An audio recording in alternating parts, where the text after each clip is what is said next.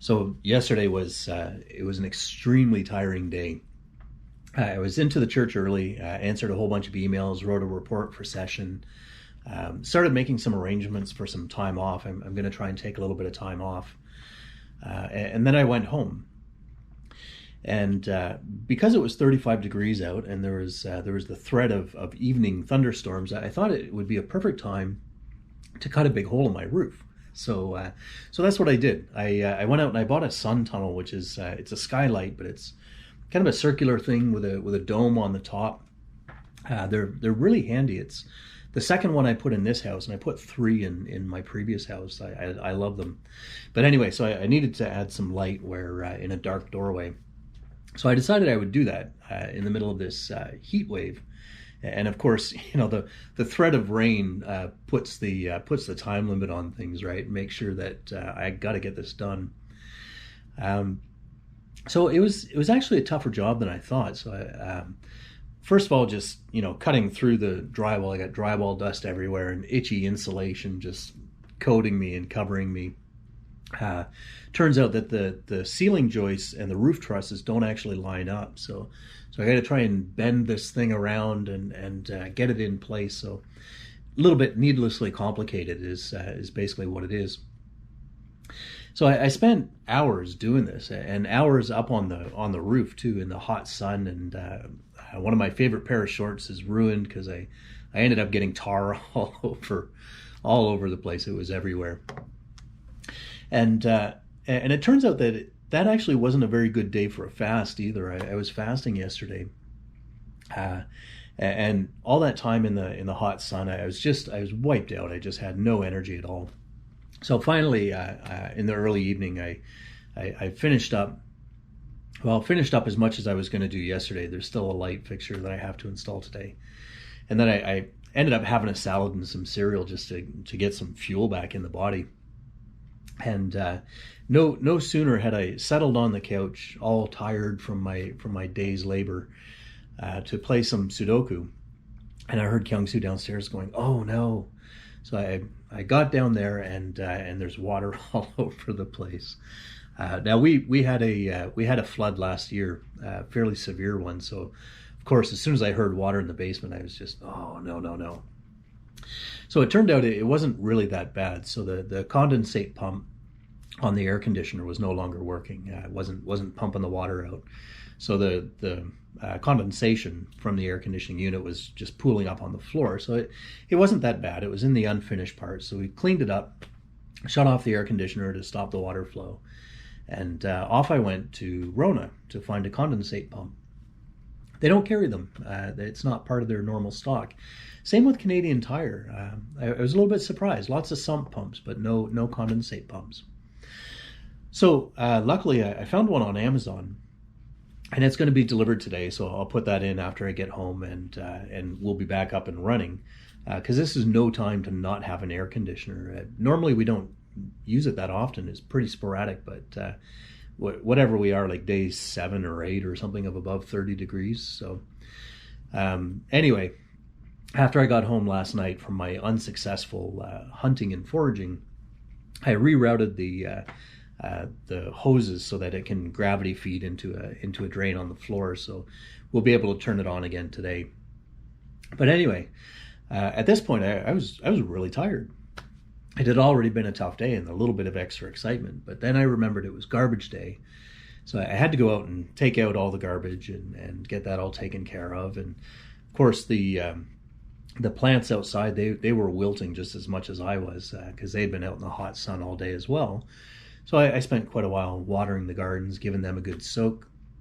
Then another 20 minutes cutting up all the cardboard that the sun tunnel came in, because I had forgotten about that. So I dragged myself in again, had a shower, and I blessed Noah, and I went to bed. I was just done. So I left a lamp on because Kyung-Soo had not yet come to bed. So I left a light on for her, and as I'm laying there, I looked up, and what do I see but a spider just up there on the ceiling, staring at me, plotting, thinking. I tried to roll over and just ignore it, but out of sight, out of mind, it doesn't work on spiders, especially not when they're on the ceiling above you. It's just, I know it's up there just throbbing and pulsating and being malevolent as spiders do. So I decided that there's no way I was going to sleep as tired as I was. So I had to get up and kill it. But I had to be really careful though, because it was above the ceiling fan. The ceiling fan is spinning, so I had to reach up and try and get it quickly, because if it drops, it's going to hit the fan and just go shooting out, Lord only knows where, right? So yeah, spiders flying around the rooms like bullets. Like, that's the last thing that we need. 2020 has been tough enough already without that. So finally I got the spider taken care of, and then I laid down. It's like my fourth time trying to sort of say, this is enough of today. And I was exhausted. Now when I'm tired, when I really am worn out like that, I often think about Jesus' words in Matthew 11. He said, "Come to me, all you who are weary and burdened, and I will give you rest." And that sounds wonderful, and especially when we're so desperately needing rest. Those words are just wonderful and beautiful. But the problem is that Jesus keeps talking after that. So he says, "Come unto me, all you who are weary and burdened, I will give you rest." And then he said, "Take my yoke upon you and learn from me, because I'm gentle and humble, and in me you will find rest for your souls. For my yoke is easy and my burden is light." So what is this? How is picking up a yoke restful and relaxing? To me, it just sounds like a lot more work.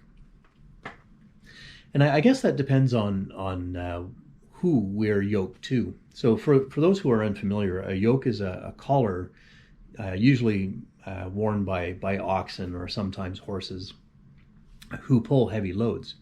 And I believe that Becky has one hanging in her house. I seem to remember seeing one there.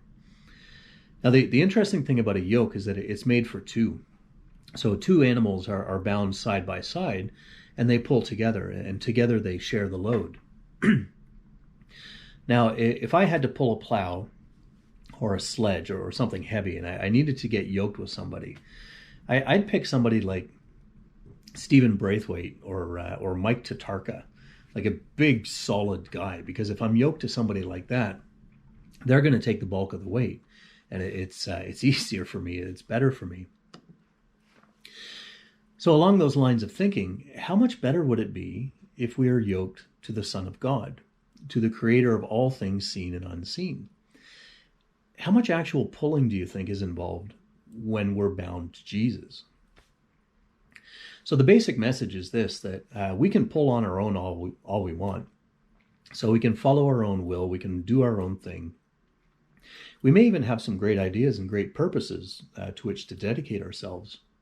But what we'll find is that when we're pulling solo, when we're just pulling on our own out there in the world, it's very, very hard. So alternately, we can find rest in walking us alongside Jesus. And that doesn't mean that we have to give up on our dreams and goals to do so. Because once we start walking beside Jesus, we find that he's always walking towards truth and justice and love and compassion, generosity. So all those good things that we would like to accomplish in this world, Jesus will actually take us there. Jesus specifically said, "I am the way," right? He is the pathway to these things. Now, that doesn't mean that my condensate pump isn't just going to give out at some inopportune time. And nor does it mean that Canadian Tire will always stock the part I need when I need it. But I do think that being aware that I'm yoked with Jesus will certainly affect how I react when Kyung-Soo discovers water in the basement. It will certainly influence the way that I deal with the youngster at the store who doesn't even know what a condensate pump is as I'm trying to explain it to him. So I may still be without that pump, but I'm certainly not further burdened by negativity, by anger, by the knowledge that I'm making other people's lives much worse simply by my own presence. Being yoked with Jesus, it keeps us true. So whatever path that we find ourselves on, and when we really admit it, we're not as in control of our lives as we like to think. We're often on paths that we didn't plan. So whatever path that we find ourselves on, if we keep ourselves in alignment with Jesus, we find that he bears our load. He pulls our weight. And so that finally, when the end of the day comes and we finally clear out all the spiders and get to bed, we can sleep. We can rest. We can sleep the uninterrupted sleep of those who are pure, those who are innocent.